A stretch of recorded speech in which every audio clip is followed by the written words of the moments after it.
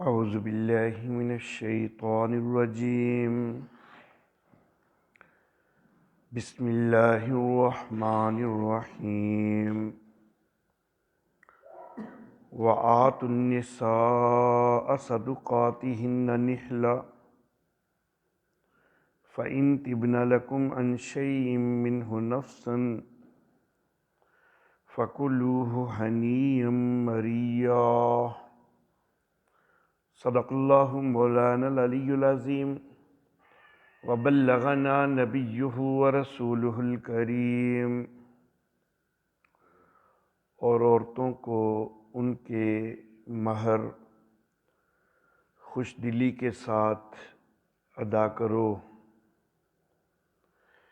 پھر اگر وہ خود اپنی مرضی سے اس میں سے کوئی چیز چھوڑیں تو اس کو مزے سے کھا سکتے ہو۔ محترم احباب، سورۃ النساء کی ابتدا میں تقوی کا حکم دینے کے بعد امور انتظامیہ بیان کیے جا رہے ہیں۔ جیسا کہ میں نے عرض کیا تھا خلاصہ ذکر کرتے ہوئے کہ 14 امور انتظامیہ سورہ مبارکہ کے پہلے حصے میں آ رہے ہیں، جن کا تعلق رعایا سے ہے، اس لیے ان کو 14 امور انتظامیہ بھی کہا جا سکتا ہے، 14 احکام رعیت بھی کہا جا سکتا ہے۔ گزشتہ آیات میں 2 احکام رعیت بیان ہو چکے ہیں۔ آج کے درس کے لیے جو آیت مبارکہ تلاوت ہوئی ہے، اس میں تیسرا حکم رعیت یا تیسرا امر انتظامی بیان کیا جا رہا ہے۔ ابتدا میں تقوی کا حکم دے کر یہ سارے احکام بیان کرنا، اس کے اندر ایک یہ اشارہ بھی ہے کہ اللہ رب العزت یہ تنبیہ فرما رہے ہیں کہ ان سارے معاملات میں اللہ کا ڈر رکھتے ہوئے عمل کرو، تقوی رکھتے ہوئے ان سارے معاملات کے اوپر صحیح طرح شریعت کے مطابق عمل کرو۔ سب سے پہلے اللہ رب العزت نے یتیموں کے حقوق ذکر کیے، کیونکہ وہ ایک کمزور طبقہ ہے۔ یتیم جو آپ کی پرورش میں ہوگا، آپ سے اس کے متعلق کوئی جواب دہی کرنے والا نہیں ہے، کوئی پوچھنے والا نہیں ہے۔ اگر آپ اس کے ساتھ ناانصافی بھی کر دیتے ہیں تو وہ بیچارہ مجبور ہے، کوئی آواز بھی نہیں اٹھا سکتا۔ تو اللہ رب العزت نے سب سے پہلے اس کے حقوق کا تذکرہ کیا تاکہ واضح ہو جائے کہ کوئی اور پوچھنے والا ہے یا نہیں، اللہ تو پوچھنے والا ہے نا۔ تو اللہ سے ڈرتے ہوئے، تقوی اختیار کرتے ہوئے یتیموں کے حقوق صحیح طرح سے ادا کرو۔ یتیموں کے بعد اب یہاں پر بیوی کا ایک حق، جس کو حق مہر کہا جاتا ہے، تو اس کا تذکرہ کیا جا رہا ہے۔ جس طرح یتیم کے حوالہ سے کوئی پوچھنے والا نہیں ہوتا، اسی طرح بیوی جو ہے تو یہ بھی اپنا گھر چھوڑ کے آئی ہوتی ہے، آپ کی ذمہ داری میں ہوتی ہے، آپ کی کفالت میں آپ کے پاس رہ رہی ہوتی ہے۔ اور عام طور پر خواتین بچوں کی وجہ سے یا اپنا گھر بچانے کی وجہ سے اپنے میکے کے اندر جا کر شکایتیں بھی نہیں لگاتی، اور جب وہ شکایت ہی نہیں لگائیں گی تو کوئی پوچھنے والا بھی نہیں ہوگا۔ خاص طور پر ہمارے مشرقی معاشرہ میں تو ایسا بہت زیادہ ہے۔ تو اللہ رب العزت نے پھر اس کے حقوق کا بھی تذکرہ شروع فرمایا کہ بیوی کا حق مہر جو ہے وہ خوش دلی سے ادا کرو۔ سورہ نساء کی اس آیت مبارکہ کے اندر بھی یہ حکم ہوا۔ اس کے بعد آگے آیت نمبر 24 کے اندر اللہ رب العزت پھر ارشاد فرماتے ہیں کہ فآتوہن اجورہن فریضہ، کہ ان کے مہر ایک ذمہ داری ہیں، وہ ان کو ادا کرو، وہ فریضہ ہیں، وہ ادا کرو۔ پھر آیت نمبر 25 کے اندر اللہ رب العزت پھر ارشاد فرماتے ہیں کہ وآتوہن اجورہن بالمعروف، ان کے حق مہر ان کو دستور کے مطابق ادا کرو۔ تو گویا کہ بار بار تاکید کی جا رہی ہے اس حکم کی۔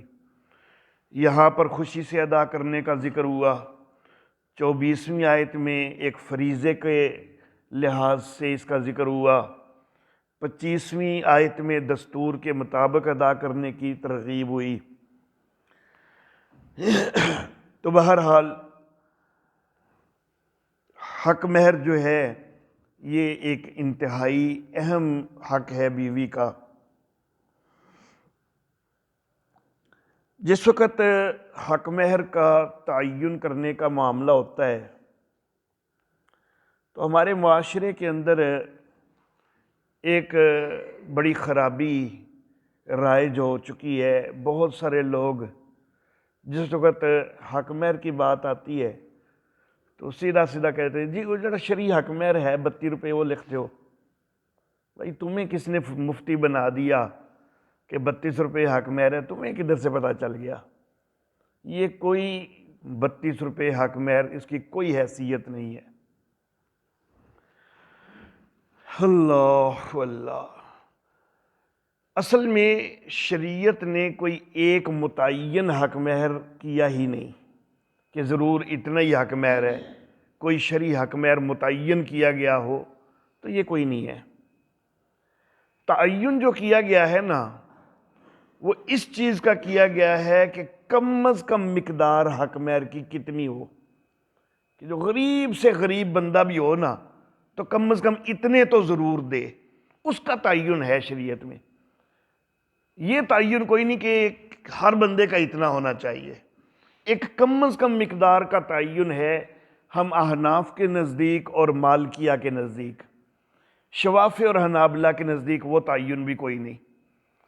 ہم حنفیوں کے نزدیک وہ تعین ہے 10 درہم، کہ کم از کم 10 درہم ہونا چاہیے۔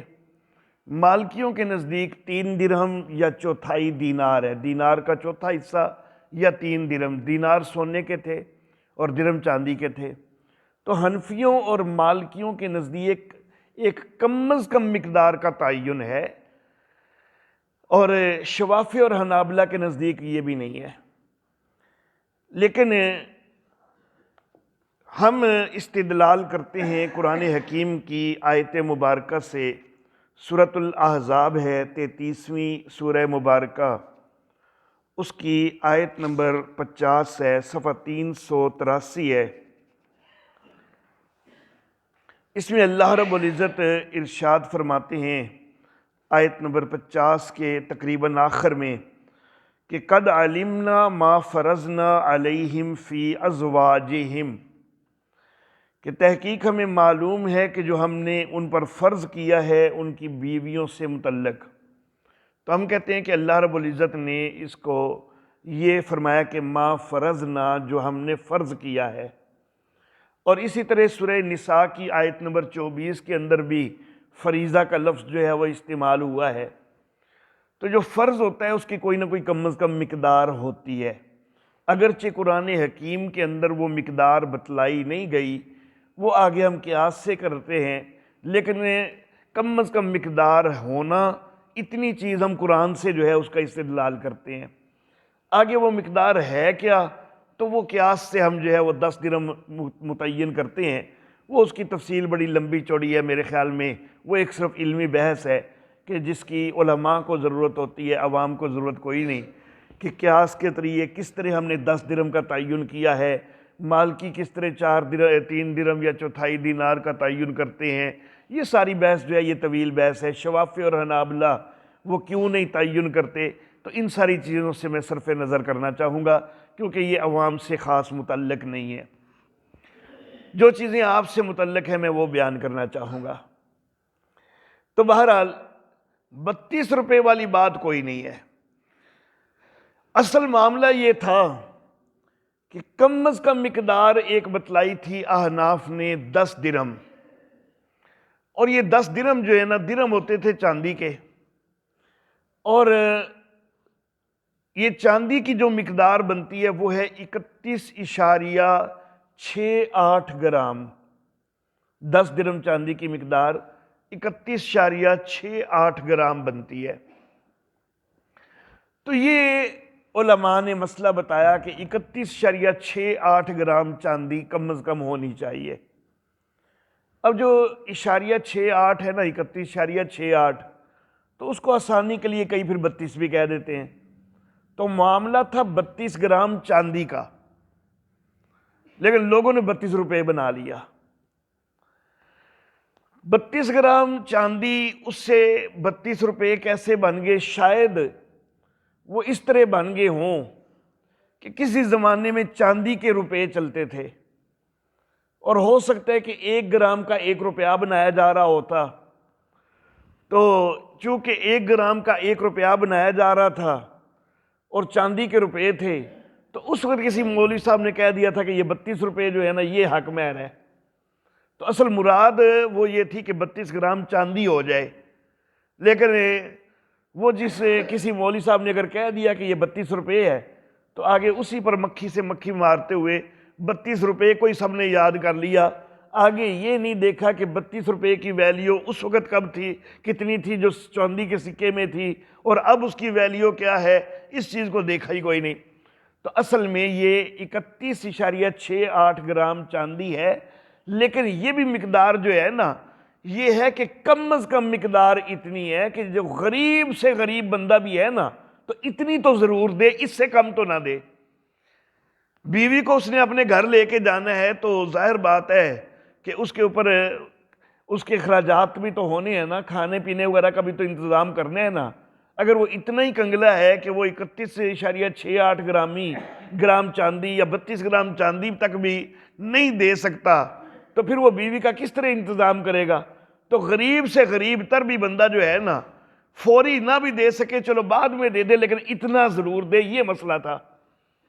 لیکن اسی حق مہر دے تئیں سارے ہی کنگلے بن جانے ہیں، سارے ایڈے مفلس تے غریب بن جانے ہیں۔ جی 32 روپے، انا للہ و انا الیہ راجعون۔ یہ تو غریب ترین بندے کے لیے تھا 32 گرام چاندی، اور اس کے لیے تم نے سب نے اپنے آپ کو انتہائی کنگلا، انتہائی مفلس بنا لیا۔ دیکھنا یہ ہے کہ شرعی ترغیب کیا ہے، اور شرعی ترغیب کے لیے ہمارے سامنے نمونہ ہے نبی اکرم صلی اللہ علیہ وسلم کی ذات، کہ خود آپ نے اپنی بیویوں کا کیا حق مہر متعین کیا، اپنی بیٹیوں کا کیا حق مہر متعین کروایا، تو وہ ترغیب ہوگی نا۔ تو کم از کم مقدار تو ہے 10 درہم، لیکن نبی اکرم صلی اللہ علیہ وآلہ وسلم آپ کی صاحبزادیوں یا آپ کی ازواج مطہرات، ان میں سے کسی کا بھی 400 درہم سے کم متعین نہیں ہوا۔ 500 درہم بھی متعین ہوا، حضرت سیدہ فاطمہ رضی اللہ تعالی عنہا، ان کا 500 درہم بھی متعین ہوا ہے۔ تو 400 درہم یا 500 درہم تو متعین ہوا ہے نبی اکرم صلی اللہ علیہ وسلم کی بیٹیوں کا یا بیویوں کا، اس سے کم متعین کوئی نہیں ہوا۔ تو ترغیب تو وہ ہے، اور وہ اس وقت تقریباً جو 400 درہم ہے وہ 80-90 ہزار روپیہ بنتا ہے، اور جو 500 درہم ہے وہ تقریباً 1 لاکھ روپے سے بھی زیادہ بنتا ہے۔ ترغیب تو وہ ہے بھائی، اور آپ 32 روپے جو ہے نا اس سے جان چھڑا رہے ہو۔ اللہ اللہ۔ مسئلہ یہ ہوتا ہے کہ خاوند نے حق مہر ادا کرنا ہے، تو خاوند کی مالی حیثیت کیا ہے اس کو مد نظر رکھا جائے، اور وہ جتنا زیادہ سے زیادہ دے سکتا ہے، لیکن دے سکتا ہو، یہ نہیں کہ اتنا زیادہ مقرر کر لیا جائے کہ وہ دے ہی نہ سکتا ہو۔ بعض لوگ دکھلاوے کے لیے بھی زیادہ مقرر کر دیتے ہیں، دینے دلانے کی جو چھڈو جی، کڑا کوئی کسی نے دینا دلانا ہے، لکھو جی بہت سارا لکھو جی، ایک آواز تے اٹھے گی نا جی، اتنا حق مہر دیتا ہے جی انہیں، انا للہ و انا الیہ راجعون۔ میرے آقا صلی اللہ علیہ وسلم کا فرمان ہے کہ جس نے اس نیت سے حق مہر لکھوایا کہ کون سا دینا دلوانا ہے، وہ زنا کر رہا ہے۔ تو یہ انتہائی بہت بڑا گناہ ہے کہ جی لکھ دیو جنہ مرضی لکھ چھڑو جی، اینا لکھائیں چ لکھ چھڑو جی، کہڑا کو کسی نے دینا دلانا ہے۔ یہ قطعاً غلط ہے، یہ انتہائی شدید گناہ ہے۔ یہ دینا بڑا مؤکد ہے، یہ بڑا لازم ہے دینا۔ اللہ اللہ۔ اور پھر ہم دینے کو بھی طلاق سے متعلق بنا لیتے ہیں کہ جس وقت طلاق پہ نوبت آئی نا تو اس وقت دینا، حالانکہ یہ نکاح سے متعلق حق ہے، یہ طلاق سے متعلق حق نہیں ہے، یہ نکاح سے متعلق حق ہے۔ اور مسئلہ یہی ہے کہ یہ نکاح کے بعد ازدواجی تعلق سے پہلے پہلے ادا کرنا اولا ہے، ازدواجی تعلق سے پہلے پہلے پورا حق مہر ادا کرنا یہ ہی اولا ہے۔ اللہ اللہ۔ ہاں البتہ شریعت اسلامیہ زیادہ سختی اور مشکل نہیں بناتی، لا یکلف اللہ نفسا الا وسعها، اللہ کسی نفس کو اس کی وسعت کے مطابق سے بڑھ کر پابند نہیں کرتے۔ تو کوئی بندے ایسے بھی ہو سکتے ہیں کہ اگرچہ ان کا عزم ہے کہ میں اتنا دوں گا اور وہ اتنا لکھوا رہے ہیں لیکن فوری نہیں ہے، تو ان کے لیے گنجائش شریعت نے دی کہ چلو جتنا ابھی دے سکتے ہو ابھی دے دو، باقی جو ہے وہ کچھ بعد میں دے دینا، وہ ایک گنجائش دی گئی۔ لیکن ہم نے اس گنجائش کو ہی سب کچھ سمجھ لیا، ہم بعد میں ہی دیں گے اور کب دیں گے کوئی پتہ ہی نہیں ہوتا۔ اللہ اللہ۔ تو میرے محترم احباب، اصل مسئلہ جو ہے وہ یہی ہے کہ ازدواجی تعلق قائم کرنے سے پہلے پہلے پورا حق مہر ادا کرنے کی کوشش ہونی چاہیے، اولا چیز یہی ہے۔ لیکن اگر کوئی ادا نہیں کر سکتا تو جتنا ادا کر سکتا ہے اتنا تو ضرور ادا کرے، یہ بھی ہے۔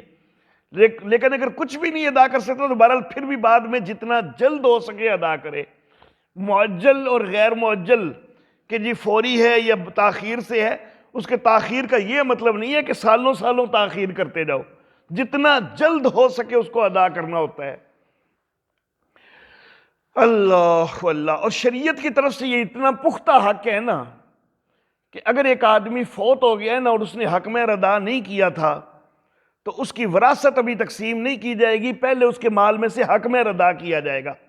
جس طرح باقی قرضے ادا کیے جاتے ہیں نا اور پھر وراثت تقسیم ہوتی ہے، تو حق مہر بھی پہلے ادا ہوگا، پھر اگر کوئی مال بچے گا تو وراثت تقسیم ہوگی، اگر مال نہیں بچے گا تو وراثت والا معاملہ کوئی نہیں، حق مہر جو ہے وہ لازم ہے۔ اللہ اللہ۔ حق مہر جو ہے نکاح کے اندر اس کا تقرر ہوتا ہے، اور یہ لازمی شرط ہے نکاح کی۔ نکاح کے اندر حق مہر ضرور متعین ہونا چاہیے، حق مہر کے بغیر نکاح نہیں ہوتا۔ لیکن بغیر سے مراد اس کی میں وضاحت ابھی کرتا ہوں۔ ایک ہے کہ نکاح کی محفل میں اتفاقاً حق مہر کی بات کرنی یاد نہیں رہی، تب نکاح ہو جائے گا، لیکن مہر بھی خود بخود ایک شرعی طور پر متعین ہو جائے گا، وہ حق مہر کے بغیر نہیں ہوا نکاح۔ آپ نے بولا نہیں ہے، آپ نے بات نہیں کی ہے، نکاح کر لیا ہے، اتفاقاً آپ بھول گئے ہیں، نکاح کے وقت حق مہر کی بات ذہن میں نہیں رہی، نکاح ہو گیا، لیکن ایک حق مہر شریعت کی طرف سے خود بخود متعین ہو جائے گا، جس کو مہر مثل کہتے ہیں۔ اور ایک ہے چیز یہ کہ دونوں فریق اس پر جو ہے وہ رضامندی کر لیں کہ نہیں جی کوئی نکاح کے لیے حق مہر ہم نے نہیں رکھنا۔ خاوند کے گھر والے بھی کہہ رہے ہیں کہ نہیں جی ہم نے کوئی نہیں دینا، اور بیوی والے بھی کہہ رہے ہیں، لڑکی والے بھی کہہ رہے ہیں کہ نہیں جی ہم ٹھیک ہے بغیر حق مہر کے اپنی بچی دینے کے لیے تیار ہیں۔ یہ نکاح نہیں ہوگا، کیونکہ بغیر حق مہر ہے، یہاں پر بغیر کا تعین ہو گیا کہ بالکل بغیر نکاح حق مہر کے ہم نکاح کر رہے ہیں، تو یہ شرط ہے، حق مہر متعین ہونا لازم ہے۔ متعین نہیں ہوا تو پھر خود بخود متعین ہو جائے گا، لیکن اگر اس کا انکار کر دیا نا دونوں فریقوں نے تو پھر نکاح نہیں ہوگا۔ حق مہر جو ہے عام طور پر نکاح کے وقت تعین ہو جاتا ہے اور اس کے بعد ازدواجی تعلق بھی قائم ہوتا ہے۔ ایسی صورتحال میں حق مہر جو ہے وہ پورے کا پورا دینا وہ ہی لازم ہوتا ہے کہ حق مہر کا تعین بھی ہوا ہے اور ازدواجی تعلق بھی قائم ہوا ہے، تو جتنا بھی حق مہر متعین ہوا تھا وہ پورے کا پورا دینا ضروری ہے۔ سورۃ البقرہ ہے، آیت نمبر 229 ہے، صفحہ نمبر 34۔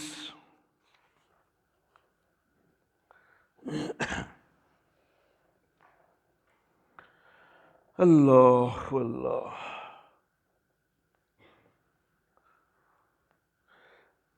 آیت نمبر 229 کی دوسری سطر، رکوع سے تھوڑا سا آگے اللہ فرماتے ہیں وَلَا يَحِلُّ لَكُمْ أَن تَأْخُذُوا مِمَّا آتَيْتُمُوهُنَّ شَيْئًا، اور تمہارے لیے یہ جائز نہیں ہے کہ تم اس میں سے لو جو تم ان کو دے چکی ہو کچھ بھی۔ تو حق مہر جو ہے یہ پورے کا پورا دینا ہوگا۔ اگر حق مہر متعین ہوا تھا، ازدواجی تعلق بھی قائم ہوا تھا، تو حق مہر پورے کا پورا دیا جائے گا، اس میں سے کچھ واپس لینے کا وہ حق نہیں ہے۔ ایک صورت یہ ہوتی ہے حق مہر کی۔ دوسری صورت یہ کہ حق مہر متعین نہیں ہوا اور نکاح ہو گیا، ازدواجی تعلق بھی قائم ہو گیا، بعد میں خیال آیا تو اس میں مہر مثل خود بخود متعین ہو جاتا ہے، حضرت عبداللہ ابن مسعود رضی اللہ تعالیٰ عنہ کے پاس یہ مسئلہ آ گیا کہ ایک عورت نکاح اس کا ہوا اور پھر وہ اتفاقاً حق مہر کا تعین کوئی نہیں ہوا تھا، وہ جلدی فوت بھی ہو گئی، تو اس کا حق مہر کتنا بنے گا؟ جو فوت ہو گئی ہے اب اس کو تو دیا نہیں جا سکتا، اس کا یہ طریقہ بن جائے گا، یہ اس کی وراثت بن جائے گی، تو اس کا حق مہر کتنا بنے گا؟ تو حضرت عبداللہ ابن مسعود رضی اللہ تعالیٰ عنہ نے کہا کہ مہر مثل اس کا حق مہر بنے گا۔ مہر مثل سے مراد یہ ہوتی ہے کہ اس لڑکی کے خاندان کی دیگر لڑکیاں جو کہ تقریباً اسی کی حیثیت والی ہیں، اگر یہ کنواری ہے تو وہ بھی کنواریاں دیکھی جائیں، اگر یہ پہلے سے کوئی طلاق یافتہ ہے تو دوسری طلاق یافتہ دیکھی جائیں، بہرحال جو اس طرح کی ہیں، حسن میں، خوبصورتی میں، مالی حالت میں، تقریباً جو اس کے ساتھ والی اس کے خاندان کی لڑکیاں ہیں ان کا جو حق مہر ہے اس کی اوسط نکالی جاتی ہے، اور وہ اوسط حق مہر اس کا بھی متعین کر دیا جاتا ہے، اس کو مہر مثل کہتے ہیں۔ تو حضرت عبداللہ ابن مسعود رضی اللہ تعالیٰ عنہ نے مہر مثل کا فتویٰ دیا۔ ایک صحابی غالباً حضرت مالک بن سنان رضی اللہ تعالیٰ عنہ وہ پاس کھڑے تھے، صحابی کے نام میں مجھے تھوڑا سا ڈاؤٹ ہو رہا ہے، بہرحال تو انہوں نے حضرت عبداللہ ابن مسعود سے کہا کہ آپ نے یہ جو فتویٰ دیا ہے نبی اکرم صلی اللہ علیہ وسلم نے بھی یہی فتویٰ دیا تھا۔ ہمارے قبیلے کی عورت تھی بروہ بنت واشق، اور اس کا نکاح ہوا، اتفاقاً حق مہر متعین کوئی نہیں ہوا تھا، جلدی اس کی وفات بھی ہو گئی، تو نبی اکرم صلی اللہ علیہ وسلم نے یہی فتویٰ دیا تھا کہ مہر مثل جو ہے اس کے اوپر لازم ہوگا۔ تو ایک صورت یہ ہے کہ پورا مہر، اگر حق مہر بھی تعین ہوا، ازدواجی تعلق بھی قائم ہوا، پورا مہر۔ حق مہر متعین نہیں ہوا، ازدواجی تعلق قائم ہوا، تو پھر مہر مثل۔ تیسری صورت یہ ہے کہ حق مہر تو متعین ہوا لیکن ازدواجی تعلق سے پہلے طلاق ہو گئی، تو اس صورت میں آدھا حق مہر جو ہے وہ دیا جائے گا۔ سورۃ البقرہ کی آیت نمبر 237، صفحہ نمبر 36 ہے، اللہ فرماتے ہیں وَإِن طَلَّقْتُمُوهُنَّ، اگر تم ان کو طلاق دے دو، مِن قبل ان تمسوهن، اس سے پہلے کہ تم نے ان کو چھوا ہو، وَقَدْ فَرَضْتُمْ لَهُنَّ فَرِيضَةً، اور تم ان کے لیے کوئی فریضہ مقرر کر چکے ہوئے ہو، کوئی حق مہر مقرر کر چکے ہو، فَنِصْفُ مَا فَرَضْتُمْ، تو جو تم نے فرض کیا ہے، جو مقرر کیا ہے اس کا آدھا دینا ہوگا۔ ازدواجی تعلق کے بغیر اگر طلاق دے دی تو پھر آدھا حق مہر دینا ہوتا ہے۔ اور چوتھی صورت یہ کہ حق مہر بھی متعین کوئی نہیں ہوا تھا، ازدواجی تعلق بھی قائم کوئی نہیں ہوا تھا، اور اس سے پہلے ہی طلاق ہو گئی، تو اس کے اندر جو ہے یہ مسئلہ ہوتا ہے کہ کچھ نہ کچھ سامان دینا ہوتا ہے، وہ بھی اسی آیت کے اندر اللہ رب العزت نے ذکر فرمایا ہے۔ اچھا جی،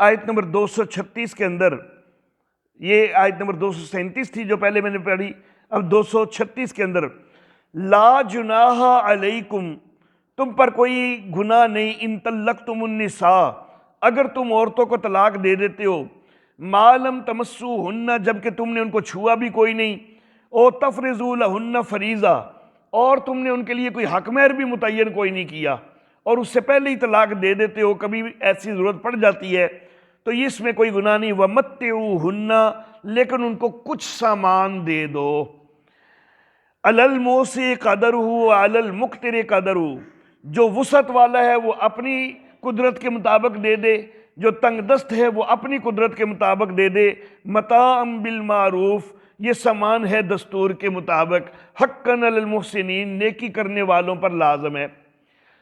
اب آگے اس کی حدیث کے اندر وضاحت آ جاتی ہے کہ ایک جوڑا کپڑے کا جو کہ 3 کپڑوں پر مشتمل ہوگا، شلوار، قمیض اور دوپٹہ، تو وہ دے کر اس کو رخصت کیا جائے، تو 4 صورتیں ہیں، ایک یہ کہ ازدواجی تعلق بھی قائم ہوا اور حق مہر بھی متعین ہوا تھا تو پورا حق مہر، حق مہر متعین نہیں ہوا، ازدواجی تعلق قائم ہو گیا تو مہر مثل، حق مہر متعین ہوا تھا، ازدواجی تعلق قائم نہیں ہوا اور طلاق ہو گئی تو پھر نصف مہر، اور اگر یہ دونوں کام ہی کوئی نہیں ہوئے تھے، حق مہر بھی متعین کوئی نہیں تھا، ازدواجی تعلق بھی قائم کوئی نہیں ہوا اور طلاق ہو گئی، تو پھر صرف ایک جوڑا کپڑے کا بہرحال وہ پھر بھی دیا جائے گا۔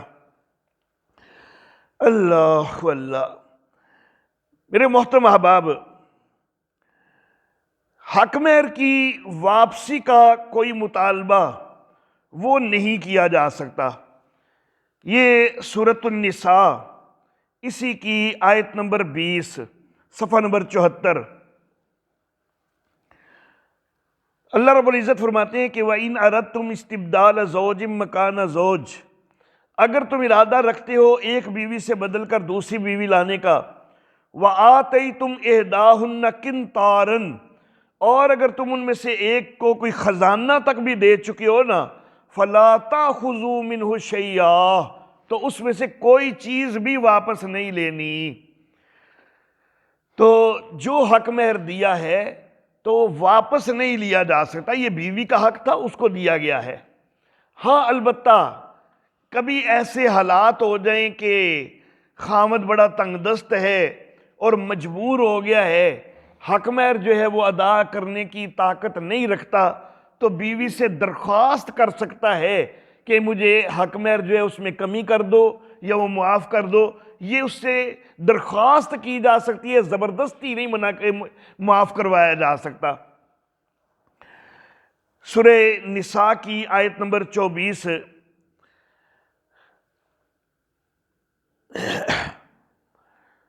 اللہ اللہ، 5ویں سپارے کی پہلی آیت،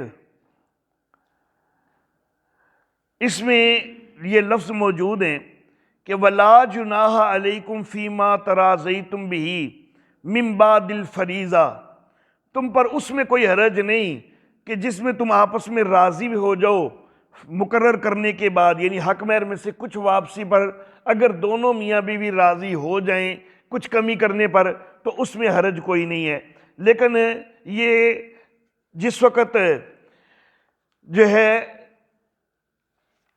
اگر ضرورت پڑ جائے تو واپسی کے لیے جو ہے وہ درخواست کی جا سکتی ہے۔